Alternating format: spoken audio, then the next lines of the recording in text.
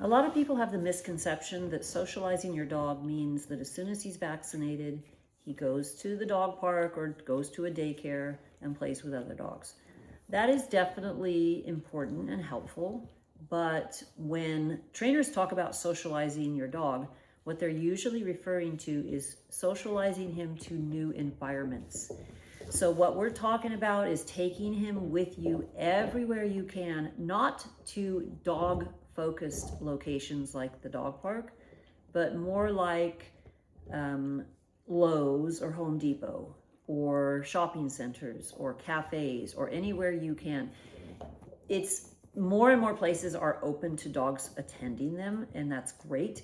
When you are in those settings, you're going to run into people who say, "Oh my God, your puppy's so cute. Can I pet him?"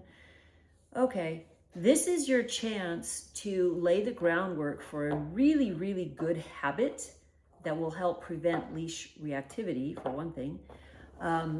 And yes, you're going to let people interact with your dog, but it has to be in a controlled fashion.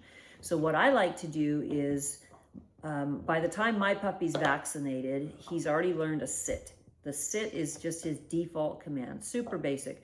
So I'm going to take him out, and if we're wandering around in Lowe's, I'm going to practice the sit so that he learns to sit, and that it means the same thing no matter where he is and no matter what's going on. I'm also going to have him sit before he gets to meet the person who wants to pet him.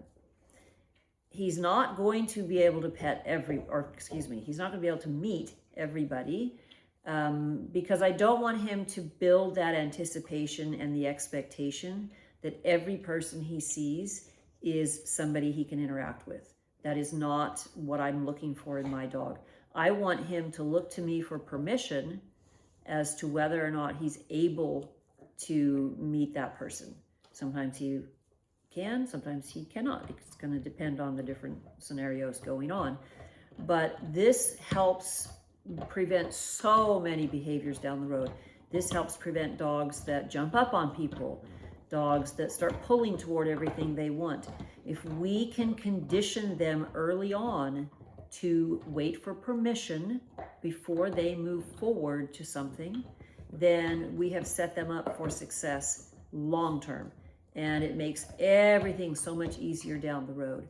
So that's the emphasis for socializing a puppy. And you can use the same approach for an adult dog that maybe didn't have that early on, or it's a new dog for you and it's already an adult. Just start implementing that process, the methodology.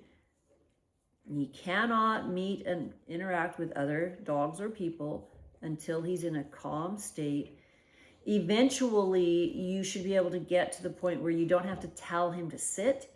He simply just waits. He might be standing, who cares? But he's in a neutral position in his head, his body. He's not leaning forward trying to get to it. He's just standing there waiting for you to tell him what to do next.